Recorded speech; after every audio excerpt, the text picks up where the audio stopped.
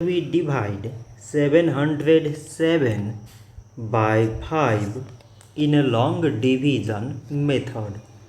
5 times 1 is 5. On subtracting, we get 2.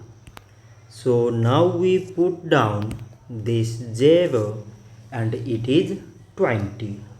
So 5 times 4 is 20. On subtracting, we get 0. So again we put down this 7 and 5 times 1 is 5. On subtracting, we get 2. So now we have no any other number to put it down.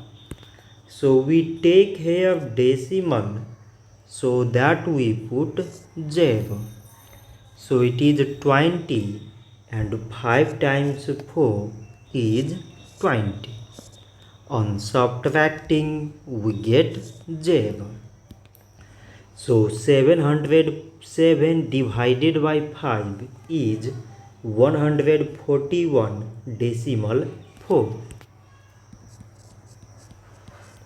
So this much for today and thanks for watching.